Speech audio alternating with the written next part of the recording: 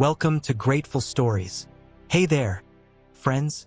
Grab a cozy spot and let's dive into a tale that'll warm your heart and remind you why kindness and courage never go out of style. This is a story about a quiet hero, a forgotten promise, and a moment that stopped time at a military funeral in Quantico, Virginia. It's about a man who carried a single flower and a lifetime of loyalty, proving that some debts are repaid not with medals, but with love. Ready to be inspired? Let's get started. Okay, picture this. A soft, early fall morning in Quantico, Virginia, where the sky is a gentle gray, like a whisper over the rolling hills. The trees are just starting to blush with hints of red and gold, and a light breeze dances through the American flags lining the path to the National Cemetery. Their edges flutter like secrets shared between old friends. Today isn't just any day. It's a day of honor, of remembrance, of a hero being laid to rest. Inside the cemetery gates, the air hums with solemn pride. Hundreds of military officials, soldiers, and dignitaries stand in perfect rows, their uniforms crisp, their shoes gleaming, their faces etched with respect. They're here for the state funeral of General Marcus R. Connors, a four-star general whose name echoes through history books. A man who led U.S. special operations across continents, earning every honor a nation can bestow. This is no ordinary farewell. It's a ceremony reserved for legends. Security is tight like a drum. Names are checked, double-checked, and triple-checked. ID badges glint under scanners, and no one, no matter their rank, no matter their past, gets through without clearance. Not former officers, not retirees, not even the man standing just outside the gate, holding a single, slightly wilted white lily wrapped in a strip of cloth. Meet Franklin Hayes. Under the rising sun, he stands quietly, his shoulders slightly hunched but his spirit unbroken. His uniform is old, its deep green faded to a soft gray blue, the brass buttons dulled by time. Yet every stitch is tight, every crease sharp, his boots polished to a mirror shine. On his shoulder, a single unit patch from a long ago war, and in his hand, that lone lily carried with care. Franklin isn't here for fanfare. He's not chasing medals or headlines. He's just here to say goodbye. Franklin took a 5-hour bus ride from Roanoke that morning, transferring in Richmond, then catching a local line that dropped him 3/4 of a mile from the cemetery entrance.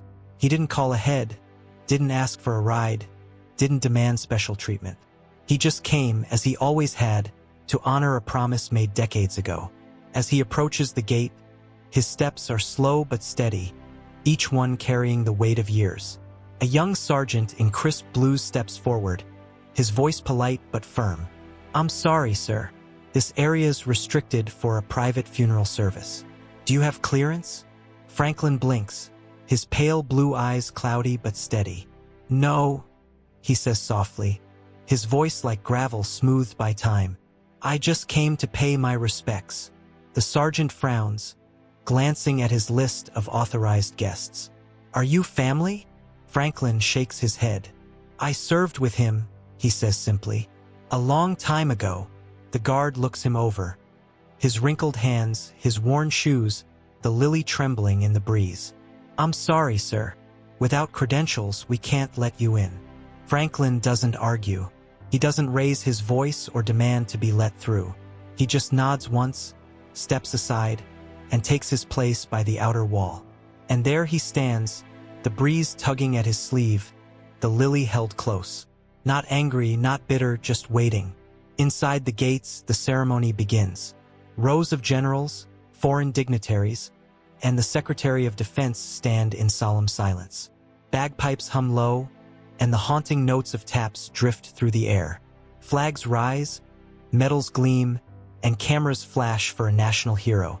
But outside, Franklin Hayes stands alone, unnoticed by almost everyone. Almost. Inside the cemetery, Colonel Logan Marks, one of General Connor's former aides, catches a glimpse of the man beyond the gates. Something about that faded uniform, that unit patch, stops him cold. It's a patch from Vietnam Reconnaissance Battalion Ghost Company, a unit that hasn't officially existed for over 50 years.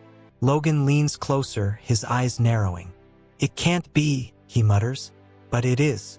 Franklin Hayes, the man his commander once said saved his life not once but twice. Logan turns to General Andrew Price, standing beside the casket, his face carved with grief. "Sir," he whispers, "he's here." General Price, a 4-star general himself, freezes. "Who?" "Hayes." Without a word, he hands off his ceremonial saber, adjusts his jacket, and strides toward the gates. The honor guard pauses. The musicians stop. The crowd holds its breath as General Price, in full dress uniform, reaches the gate and opens it himself. Franklin, who hasn't moved in over half an hour, looks up in surprise. The general stops just 3 feet away, stands at full attention, and raises his hand in a sharp, clean salute, the kind reserved for equals. "Sir," General Price says, his voice thick with emotion, "we've been waiting for you." Franklin blinks, confused. "You don't have to," he starts, but the general cuts him off. "With all due respect, Mr. Hayes, yes I do." The crowd watches, stunned, as an aide steps forward with a polished wooden box. In front of everyone, soldiers, politicians, the press, General Price hands the box to Franklin. "General Connors requested you deliver him home," he says, his voice steady but soft. "To his brothers, to the men who were never named in the press but who saved lives no one ever knew about." Franklin stares at the box, his hands trembling. "I thought they forgot," he whispers. The general's voice breaks. "We didn't." And then, something extraordinary happens. Behind them, in the cemetery's inner circle, the remaining veterans of Ghost Company, now in their 70s and 80s, rise from their chairs. One by one, they stand at attention, forming a line at the edge of the ceremony. As Franklin Hayes walks through the gates, carrying the ashes of his fallen friend, each veteran salutes him. Not because they have to, but because they remember. Because some debts are too deep for medals, too sacred for protocol. Because real heroes don't wear ribbons on their chests. They carry them in silence until someone remembers to say, "Welcome home." As Franklin crosses the threshold, the wind shifts, carrying the weight of a life held quietly.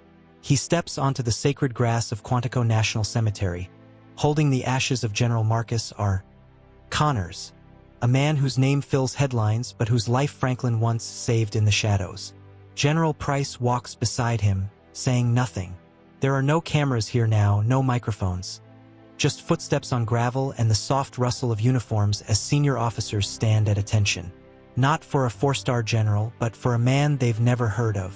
Franklin pauses short of the service canopy, his mind pulling him back 57 years. February 1968. Khe Sanh Combat Base, Vietnam. They called it a siege. 77 days of shelling, bunkers collapsing, nights where smoke and fog blurred into one. Franklin was a sergeant then, 29, older than most of the boys around him, but young enough to move fast under fire. On day 34, mortars rained down again. He was on perimeter duty when he heard the crack of gunfire near the runway, followed by desperate voices over the comms. "This is Price. My comms guys hit. We're outside the wire, taking fire from the tree line." Franklin didn't wait for orders. He didn't radio it in. He grabbed 2 smoke grenades, clipped a flare to his vest, and ran, no cover, no backup, just instinct. He found them crouched behind a half-toppled barrel shack. One man bleeding from the arm, another shielding him with a pistol and not much else. The second man was Lieutenant Andrew Price, fresh out of West Point, shaken but shouting orders like he'd been born to lead.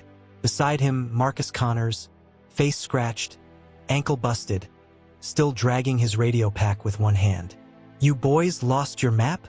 Franklin muttered, dropping smoke to shield them from the tree line. "Who the hell are you?" Price snapped. Franklin didn't answer. He grabbed both men by their jackets and moved. Tracers hissed through the smoke, the jungle blazing behind them. By the time he threw them over the wire fence, Franklin was bleeding from a gash across his shoulder. He didn't even notice. He earned a citation for valor that day but never claimed it. Refused the medal, declined the commendation, skipped the photos. "I just did what I was supposed to," he said when pressed. And after his final tour, Franklin Hayes did what few men of his kind ever did. He disappeared. Back at Quantico, present day, a letter from Marcus Connors sits heavy in Franklin's coat pocket. The last words of a man who commanded battalions, shaped war strategies, and never forgot a single night in a muddy field where everything almost ended.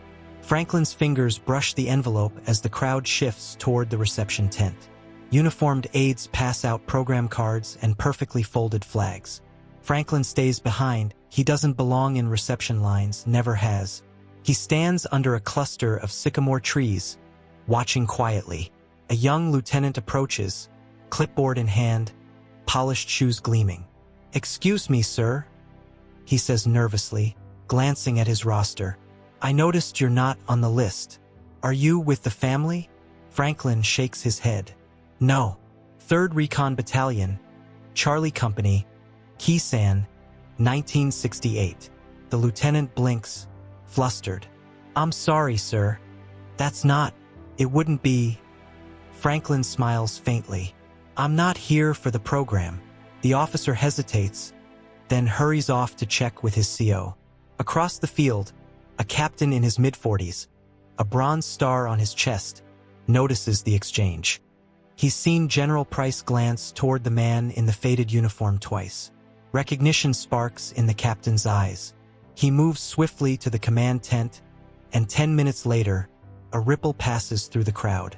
Whispers spread, security shifts, and high-ranking officers straighten. General Andrew Price steps out of the tent, alone, walking deliberately down the center aisle. Not toward the reception, but toward the gate. Toward Franklin. The crowd murmurs. Phones lift, then lower. General Price removes his gloves and salutes. One clean motion for the man who carried him through fire 54 years ago. The wind carries a stillness, the kind that makes you lower your voice without thinking. "I told Marcus I'd find you again," Price says, his voice steady. He never stopped looking, and when he knew time was running out, he left one last instruction. Price gestures to an aide, who steps forward with a polished wooden box. The urn, the remains of General Marcus Connors. In full view of the nation's elite, Price hands it to Franklin. Camera shutters click, but Price raises a hand, silencing them. He steps onto a low stone riser, takes the mic meant for the eulogy, and speaks, unscripted, from the heart. "Ladies and gentlemen," he begins, his voice carrying across the field. "There are moments in military life that live beyond the battlefield. Moments that define us not by the medals we wear, but by the debts we never forget." He turns, extending a hand toward Franklin, who stands quietly, holding the urn. "If not for this man," Price continues, "Marcus Connors would not have lived past 19. I would not have survived my first command. Everything we've built, every soldier trained, every mission fulfilled, would never have happened." Franklin's eyes stay on the ground, his hands steady around the box. Price's voice thickens. "If there's one person who deserves to lead this final walk, it is Sergeant Franklin Hayes, Ghost Recon, Laos, 1971. The stillness cracks. A single clap, then another, rises into a wave of applause. Slow, respectful, reverent. Soldiers, generals, civilians rise, saluting. Tears are wiped away, hats lifted. The press lowers their cameras because some moments you don't capture, you let them stand. General Price turns to Franklin, his voice soft. "Will you walk with me, Sergeant?" Franklin hesitates, then nods. Together, shoulder to shoulder, they walk toward the flag-draped platform, past stunned officers, past journalists, past wreaths and flags. The honor guard parts without a word, letting them pass. Franklin steps onto the stage and places the urn above the folded flag.